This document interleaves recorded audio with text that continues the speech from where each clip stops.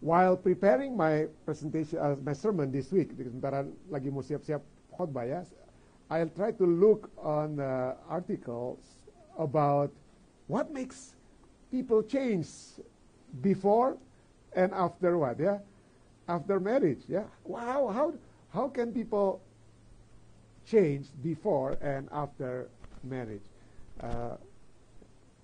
Yeah, can we see the here? Okay. Anyway, there is an article, lots of article, in fact, a lot of articles speaks about what makes people change. People say that before they got married, sebelum mereka menikah, people call them as lovebirds. Pasangan yang hebat ya, lovebirds. But after they got married, instead of becoming lovebirds, they have become angry birds. From lovebirds become angry birds. Okay, and not only that, yeah. People talk about, the changes that, how men approach women before, bagaimana seorang laki-laki sebelum menikah, wah seperti pasangan yang serasi, tapi begitu setelah menikah kacau balau ya, dengan kata lain ya. Kenapa? Then from this article I started to see a pattern. Satu pattern yang terjadi pada saat orang-orang sebelum menikah dan sesudah menikah. One of the thing is that before we got married, perhaps, yeah, maybe not all, but in generally, before we get married, it's all about selflessness. It's about giving. We are more forgiving. We are more giving. Everything is about the other part, the other partner, ya, yang selalu ingin kita apa ya? Kita utamakan. Kita tidak mengutamakan diri kita waktu masih pacaran, ya. Segala sesuatu kita usahakan untuk membahagiakan pasangan kita. But after we got married, then a new pattern developed. Yeah. A new pattern later on developed. Is there any problem here? Okay. Yeah, a new pattern developed. Gantinya kita giving is now about getting. What can we get from this marriage? I'm not happy. I don't get this. We develop from giving, now become what? Yeah, now become getting. This is the articles that I've been seeing. Yeah, so this is the thing that is according to some people happening. In other words, why there was change? Kenapa ada perubahan? Kenapa tidak ada konsistensi? Why there is no consistency in this kind of relationship? And so we're going to study this Sabbath. We will be looking at the points. Last Sabbath, 2 Sabbaths ago, I started a series. Saya sudah memulaikan satu seri. How do we give our best to the Master? How this relate to our relationship with our wife, or spouse, or our husband? Yeah. How do we give the best to God relates to how we relate to one another. Yeah. And this is the thing that we will focus on. The subtitle of this message is, what is our focus? As you see here, yeah. What is our focus? Last time we talked about no leftover. Give the best to the Master. Pada saat kita memberikan yang terbaik kepada pencipta kita, kita tidak ada sisa-sisa yang kita berikan. Pada saat ini kita akan membahas tentang apa ya? Tentang apa kira-kira prioritas kita.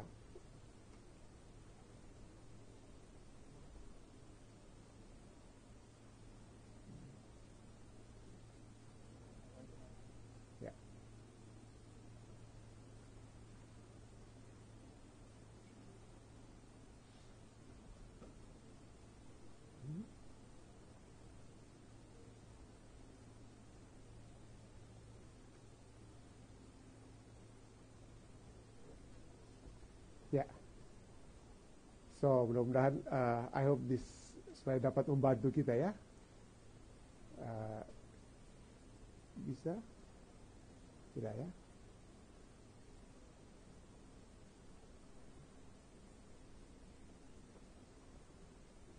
Ya, saya mohon maaf ada sedikit masalah teknis supaya kita bisa melihat ya, poin-poin yang dapat kita. Ya, anyway, we will just continue. Kita memiliki Alkitab kita bisa buka ya. Anyway, fokus kita pada sabat ini dan sabat sampai seri keempat adalah dari apa yang kita pelajari dari kitab Maleaki. Ya, we will be studying from the book of Malachi. The book of Malachi, of course, we studied. We have a little bit background last Sabbath, ya, 2 Sabbath ago. Bahwa buku Maleaki itu happen when people after they return back from the exile. Mereka telah kembali daripada exile. It is in the time of Ezra and Nehemiah. Is in the time of Ezra and Nehemiah. Ya. And what happened when people return back to the promised land? Apa yang terjadi pada saat mereka kembali? Did they have learned the lesson? Apa mereka sudah pelajari? Apa yang telah menyebabkan mereka masuk ke penawanan di Babel? Did they have learned? But unfortunately, as we have studied, they did not learn anything. Okay? They did not learn anything. And so, let's open your Bible. I would like you, because the Bible text that I normally put, we cannot perhaps see it now. But let's open the book of Maleaki. That's the last book in the Old Testament, okay? The last book in the Old Testament. And this will teach us a little bit about the article that I mentioned earlier. What have made people change? And how can we resolve the issue, okay? So the book of Malachi, we finished last 2 Sabbaths ago from Malachi chapter 1. And now we will be going to Malachi chapter 2. Malachi chapter 2, okay? Let's read. I will be reading in English, and I hope you can all open your Bible in Maleaki 2 ayat 1 sampai 2 ya. Tolong Anda baca. And now, Malachi 2 verse 1 to 2. And now, O priest, this commandment is for you. Sekarang kepada kamulah tertuju perintah ini, hai para imam. If you will not hear and if you will not take it to heart. Jika kamu tidak mendengarkan, jika kamu tidak memberi perhatian. Bahasa Indonesia ini tidak memberi perhatian, tapi bahasa Inggrisnya will not take it to the heart. If you don't bring it to your heart, to give glory to my name, ya, untuk menghormati namaku, firman Tuhan, I will send a curse upon you, and I will curse your blessings. Yes, I've cursed them already because you do not take it to the heart.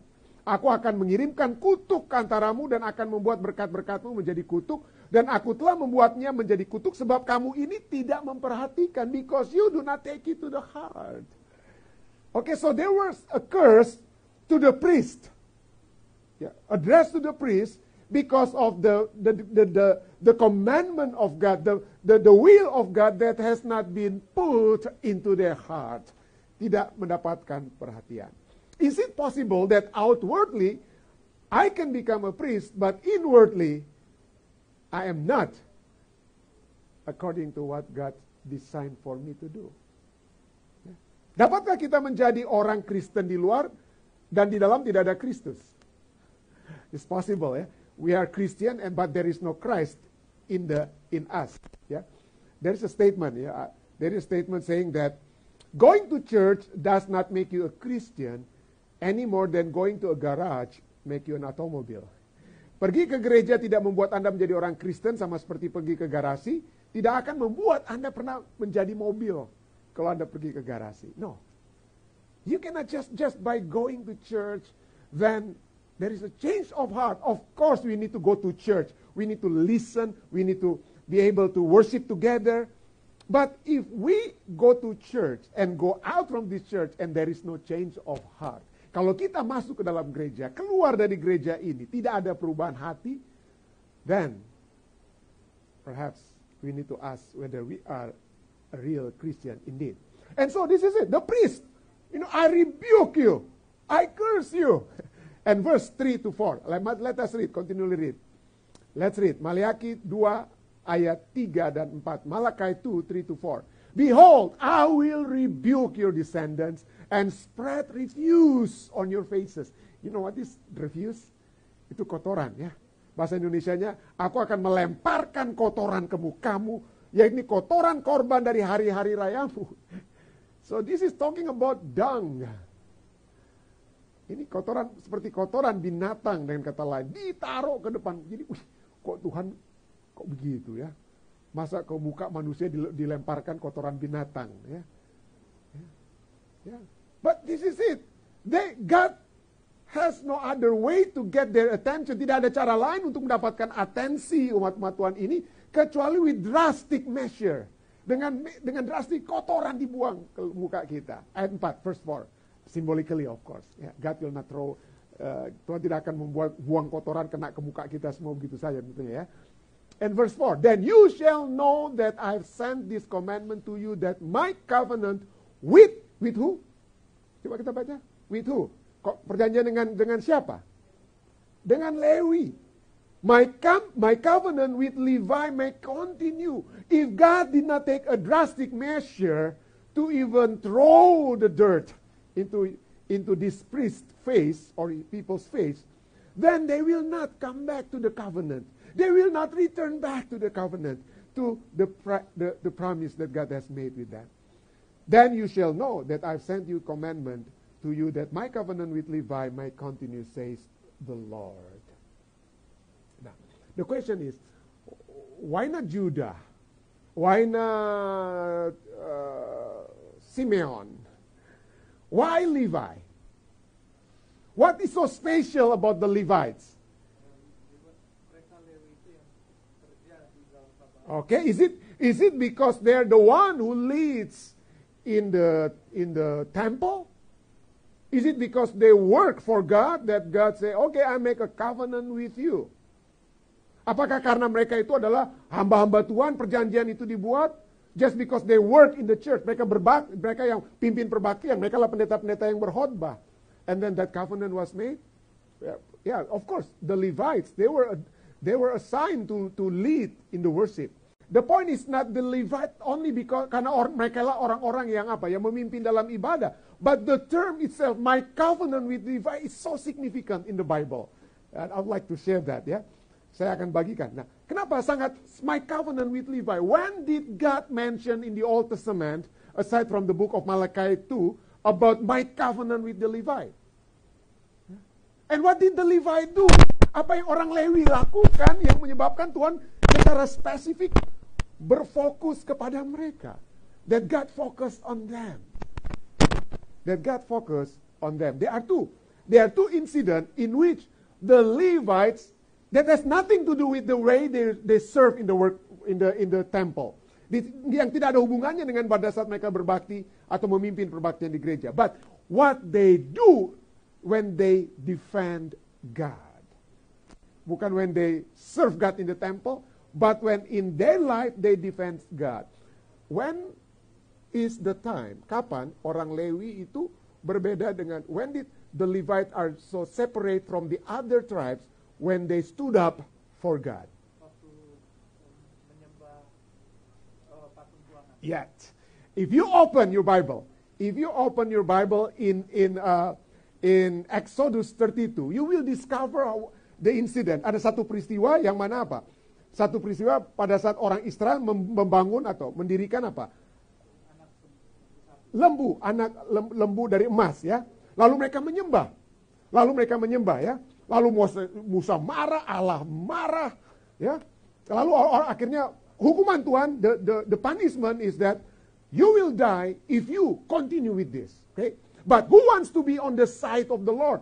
Let's read Exodus 32 verse 25-26. Okay? Exodus 32, Keluaran 32 ayat 25 dan 26. Ketika Musa melihat bahwa bangsa itu seperti kuda terlepas dari kandang. Now when Moses saw that the people were unrestrained. Unrestrained. Verse 26. Then Moses stood in the entrance of the camp and said, whoever is on the Lord's side, come to me. Who wants to stand with the Lord? Come to me. Siapa yang memihak kepada Tuhan, datanglah kepadaku. Siapa yang datang untuk memihak kepada Tuhan? Orang Lewi. And all the sons of Levi, lalu berkumpullah kepadanya seluruh Bani Lewi. All the sons of Levi gathered themselves together to him. So it is nothing to do with the way they serve in the temple, but it is how they defend God. Mereka mempertahankan Tuhan. What is the second? The second incident.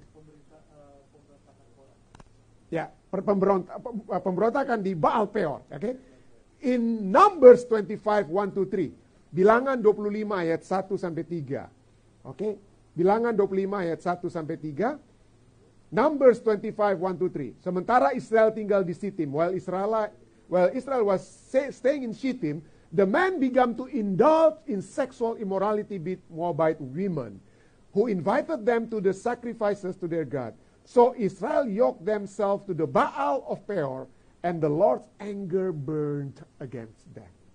Orang Israel tinggal di Shittim, bangsa berzina dengan perempuan Moab, perempuan-perempuan bangsa itu, bangsa Moab mengajak bangsa itu untuk korban sembelian bagi Allah mereka, dan bangkitlah murka Tuhan pada Allah mereka. Many died at that time. Marah Tuhan kepada immorality and idolatry, ya, imoralitas mereka dan penyembahan berhala mereka. And while they were still crying because so many people died, if you continually read, ya, kalau Anda terus baca Bilangan 25, when they were continually crying at the Israel and all the people because so many dead, and suddenly there was a man, Israelite man, with a Moabite woman. They came to that what? To the campground of the Israelites.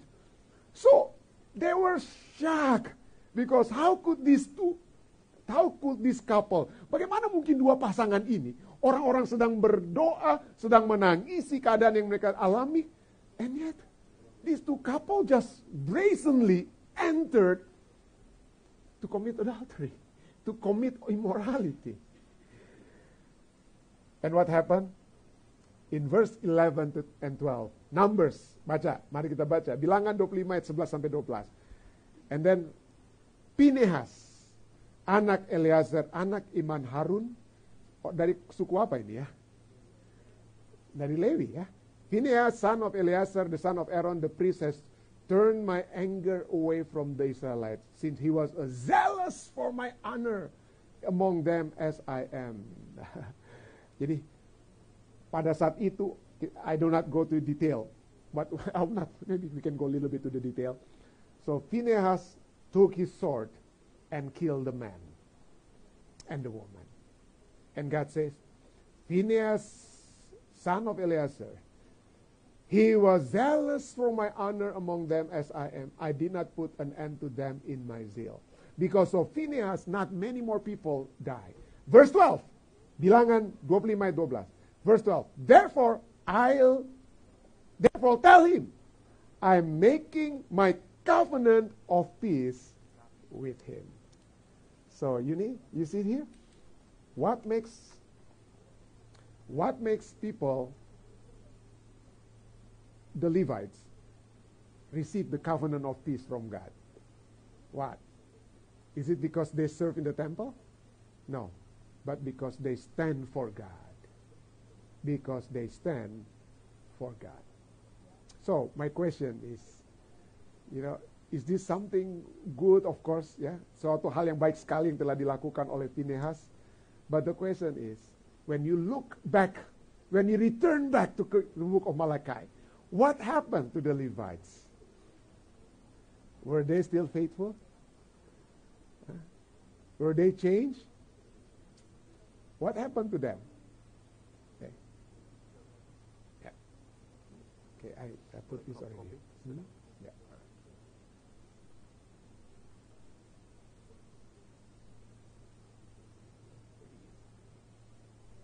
Okay. Can I just? Yeah. What happened with them in Malachi? Were they still faithful? Apa mereka tetap setia? No, they don't. Yeah. Unfortunately, they have forgotten the covenant of peace that God has made with Phinehas. Malachi 2:4-5 says, Malachi 2, yeah. Continue more. We go to after covenant with the Levites. Yeah. Can we go to covenant to the Levites? Yeah.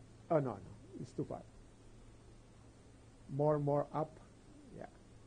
Malachi 2:4-5. Continue up more. Yeah. More. Yeah, okay. Yeah. Okay. So this is it. Yeah. Malachi 2:4-5 says, then you shall know that I have sent this commandment to you. that my covenant with Levi may continue, said the Lord. My covenant was with him. Who is that him? Levi, who is represented by the Levite, the Phinehas, yeah? One of life and peace, and I gave them to him that he might fear me. So he feared me and was reverent before my name. Yeah, but there's the problem that the covenant may not be. People used not continue. Yeah, why would we not continue our situation like when we were before we got married? Yeah, kenapa? Kenapa itu dia? Why we have no consistency in our relationship? Let's read continually, verse 6. Yeah, let's read verse 6. The law of truth was in 6 and 7. Malachi 2, 6 to 7. Okay? No. Okay, okay. The law of truth was in his mouth, and injustice was not found on his lips.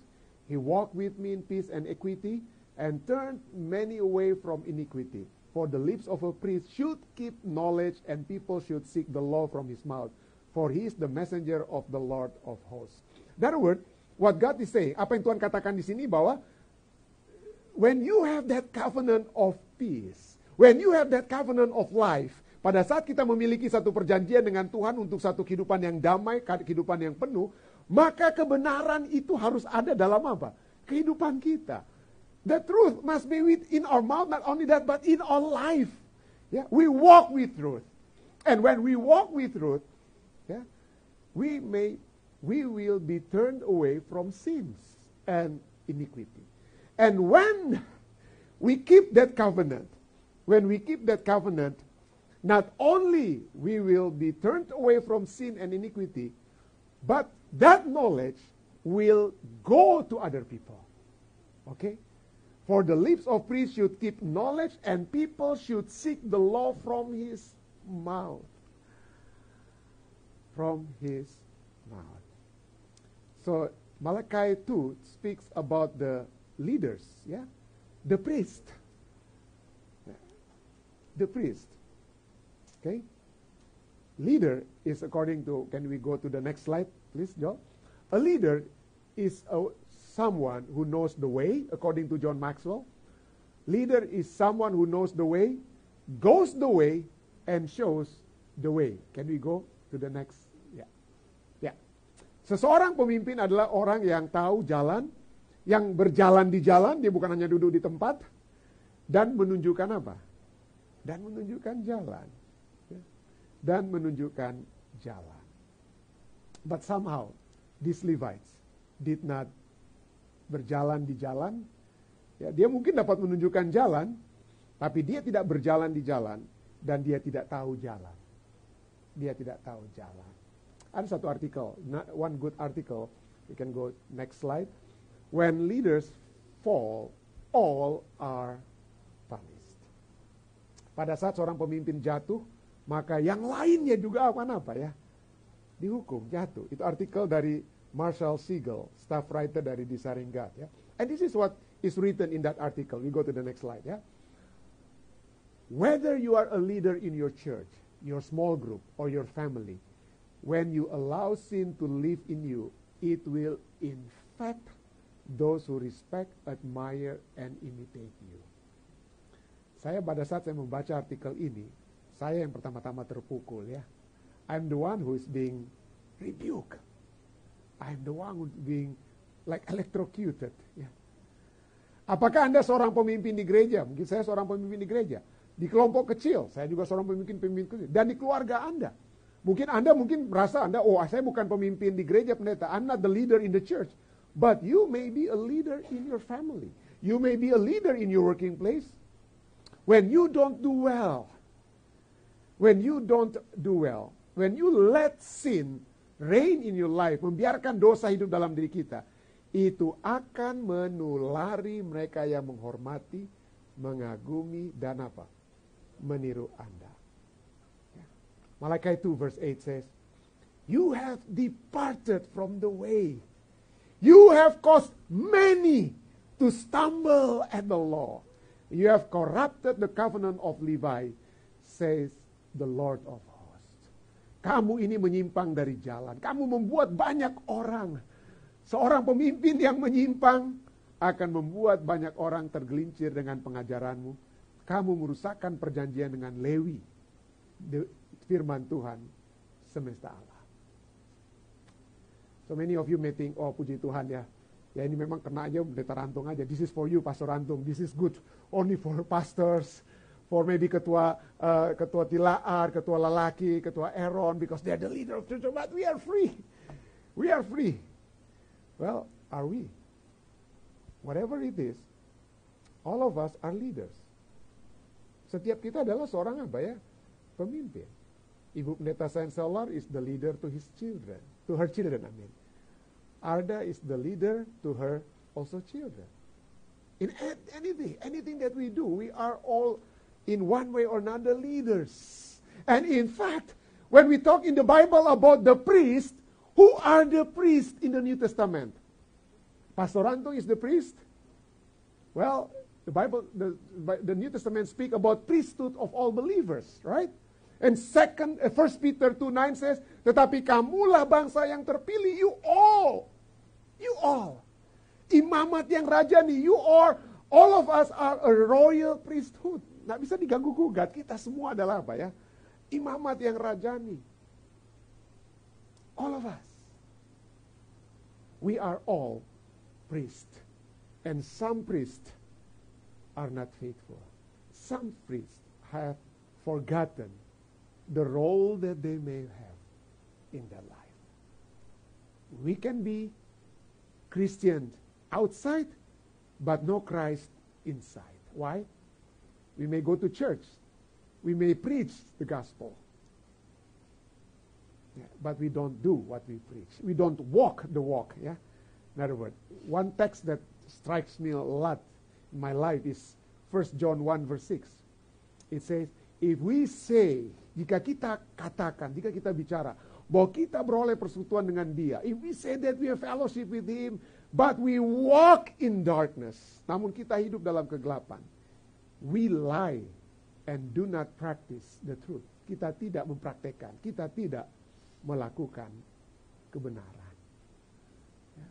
The text that I mentioned last time, the quote that I mentioned last time, I'm sorry that so often, according to Shane Claiborne, I'm sorry that so often, saya minta maaf karena seringkali the biggest obstacle to God has been Christian. Karena yang menjadi menyebabkan orang tidak datang kepada Allah adalah orang Kristen, mungkin ya. Christian who have had so much to say with our mouth and so little to show with our lives. I'm so sorry that so often we have forgotten the Christ of our Christianity. Let's go back to Malachi. Malachi 2 verse 10. Have we not all one Father? So this is again return back to the priesthood of all believers. This is talking about all of us. Have we not all one Father? Has not one God created us? And the question of this is also obvious. What is the answer to this obvious question? Apa kira-kira jawaban dari pertanyaan ini? Bukankah kita sekalian mempunyai satu Bapa? Bukankah satu Allah menciptakan kita? Apa jawaban kita? Yes or no? The answer is yes. The obvious answer to the question is yes. We all have one Father. We are created by one God. We all one big family. Yeah. We all one big family. And yet, we deal treacherously with one another. Why do we deal treacherously with one another? By profaning the covenant of the fathers. Lalu mengapa kita berkhianat satu dengan lain? Dengan demikian menajiskan perjanjian nenek moyang kita. You see that in this text there are two dimensions, right? Number one, it speaks about God. They talk about vertical dimension. But number two, it talks about what? Horizontal dimension. When we do wrong with God, we do wrong with what? With one another. So sometimes let's go back to why don't we do well after we get married? Why don't we do well? Why do we do well only before we got married, maybe? Yeah? Not to all of us, to some of us. Because when before we got married, we reflect more, perhaps the character of God in our life. We are more giving, more forgiving. Ya, waktu masih pacaran ya, gampang sekali mau kasih maaf, gampang sekali mau kasih memberi. But once you get married, the giving and forgiving is gone. They are gone. Yeah. Why? Because we need to reflect more on the vertical, the God, the giving God and forgiving God. But once we get married, it's not all about God anymore. It's not about our forgiving and giving. That is the character. They are the character of God, the character Allah yang suka memberi dan mengampuni. Tapi pada saat kita masuk dalam pernikahan, Allahnya kita lupakan. What we remember is, what do I get for me? Apa yang dapat saya? What about me? What about what I want? What should I get out of this marriage? So this is it, yeah. We deal treacherously, and because we have forgotten the God who created us. Yeah.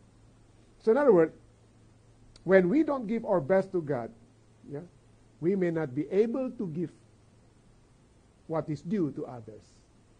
Brokenness is vertical relationship as well as horizontal relationship, ya. Berkhianat, ini this word has been repeated. Kalimat ini terus-menerus diulang-ulangi, ya, treacherously. Berkhianat. Verse 11. We go to verse 11.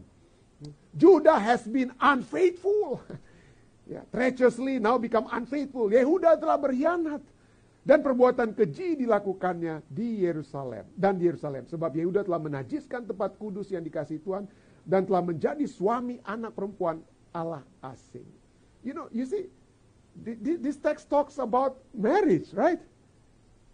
This text in Malachi speaks about our relationship with God in terms of our marriage relationship.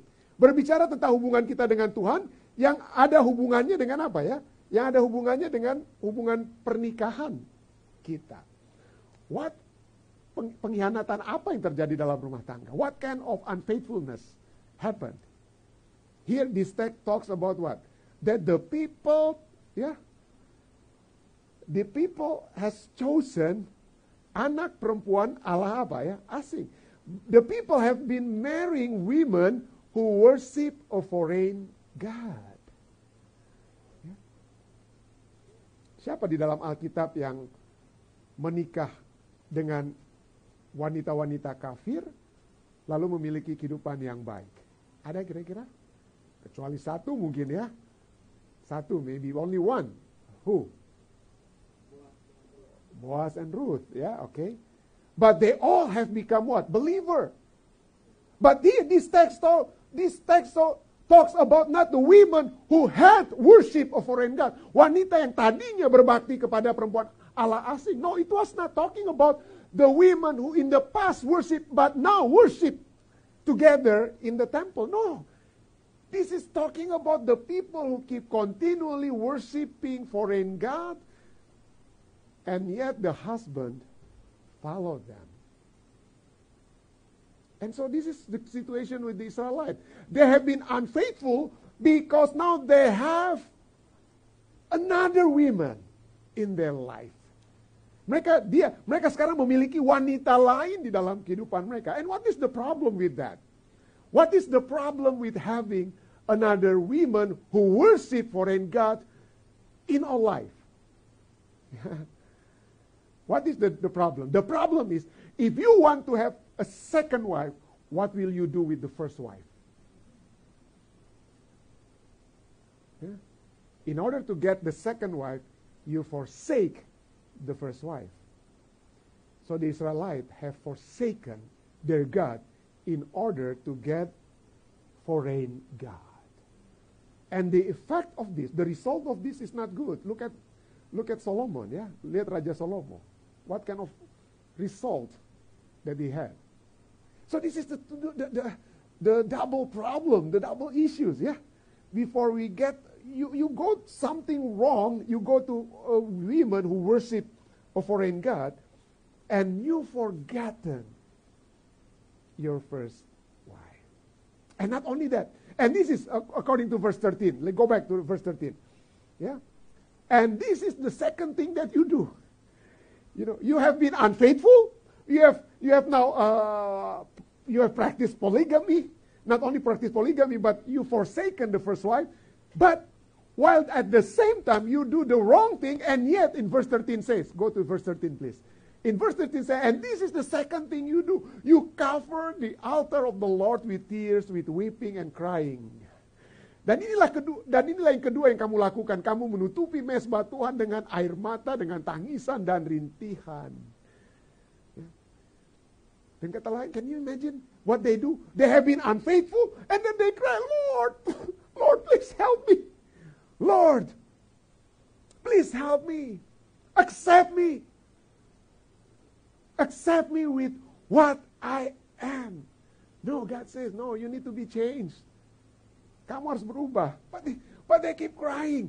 The crying is a sign of repentance. You normally, ya, orang yang menangis adalah orang yang bertobat, but their crying is not a true repentance, bukan pertobatan yang sejati, just for show that people see I have repented, but it is not coming from their heart.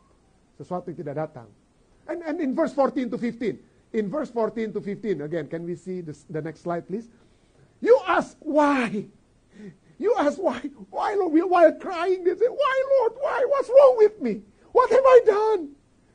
Yeah. What have I done? The Lord says, you are blind? You don't know what you have done? Are you blind? Dan kamu bertanya, oleh karena apa? Kenapa Tuhan tidak terima saya? Kenapa Tuhan tidak terima saya? Why don't the Lord accept me? And you ask, why? It is because the Lord is the witness between you and the wife of your youth. Oleh sebab Tuhan telah menjadi saksi antara engkau dan istri masa mudamu yang kepadanya engkau telah tidak setia, padahal dialah teman sekutumu dan istri seperjanjianmu. Can you imagine your first wife bore you children? Your first wife developed with you, together with you. Establish yourself, making you the way you are now. And then, in order to get the second wife, you forsake your first wife. Yeah. Verse 15. Has not the one God made you? Bukankah Allah yang esa menjadikan mereka daging dan roh? You belong to Him in body and spirit. And what does the one God seek? Apa yang Allah ingin minta? Godly offspring. Allah inginkan apa ya? Keturunan ilahi. So, you forsake your first wife in order to go to a woman who worship foreign God, and you still crying. Why? God did not accept you? Are you so blind? So God says, be on your guard, and do not be unfaithful to the wife of your youth. Do not be unfaithful to the first wife. Do not be unfaithful to the wife of your youth. Be on your guard. This is a very, very important, yeah? Very, very important. Be on your guard. Yeah? Be on your guard. Be on your guard. Guard your spirit. Guard your desire. In other words, guard your desire. What does it mean? Menjaga. Jagalah dirimu. Bahasa Indonesia, jagalah dirimu. Be on your guard. Guide your spirit. Ya, jagalah dirimu. What does jaga itu berarti? Apa artinya kita menjaga hubungan rumah tangga kita? Apa artinya kita tetap setia dalam hubungan pernikahan kita? Let's go to the next slide ya. The word guard, take heed, jagalah, dari bahasa Ibrani shamar ya. Dari bahasa Ibrani shamar, can we click more? Shamar yang berarti to keep. Can you click? Ya. To keep, watch, preserve. Untuk menjaga, memperhatikan, dan melestarikan. Dan kalimat ini muncul pertama kali dalam Kejadian 2 ayat 15. Can we see in the Indonesian ya? Kejadian 2:15 berbicara tentang guarding itu. Keep, itu the same word. Shamar. Ya, kata guard and menjaga atau keep itu dari kata Ibrani yang sama ya. From the same word. Then the Lord took the man and put him in the Garden of Eden to tend and keep it. Tuhan Allah mengambil manusia itu dan menempatkannya dalam Taman Eden untuk mengusahakan dan memelihara taman itu. So God said, guard your marriage. Guard your faithfulness. Guard your relationship with God and with your wife or with your husband. How do we guard it? Bagaimana kita pelihara? Any of you used to plant like my wife, right? I mean, used to plant trees. What do you do with your plants? Tanam, when you get the plant, just put it there and then just leave it like that. Let it grow by itself. Can that happen? Bisakah itu terjadi? Nah, when you talk about guard the spirit, how do we guard? There are 2 points that we need to see. Number one is in the protective sense, you have to make sure that the plants is not mixed with other plants, right? Jangan sampai dia tanaman itu baku cako dengan baku tercampur dengan tanaman lain. You have to setting the boundaries. Sometimes orang Manado bilang bikin ledeng, apa namanya? Bedeng, bikin bedeng, ya. We make sure that there is a boundary. This is the plant, this is the tomato, this is it. And in the US also, they make what? They make boundaries. In other words, we need to protect. When we guard, when we keep, meaning in the protective sense, we are setting boundaries. What kind of boundaries that we need to do in our marriage life? Yeah. There must be boundaries. Yeah. It's interesting. In Australia now, they have a new law in Australia, in the bar. I don't go to bar, but I mean, if you go to in Australia, the bar in Australia, if you want to stare, kalau Anda mau melihat wanita lain di bar atau pria lain di bar, you have to ask permission. Anda harus minta apa?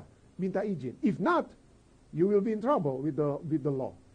Jadi kalau melihat wanita lain itu, saya melihat izin atau apa, di bar di Australia, minta izin, boleh saya memandang Anda? Why? Why would they set that boundary in Australia? Maybe because in bar, people, khususnya pria, matanya itu jelalatan betul gitu ya. You need to set the boundaries. In other words, yeah.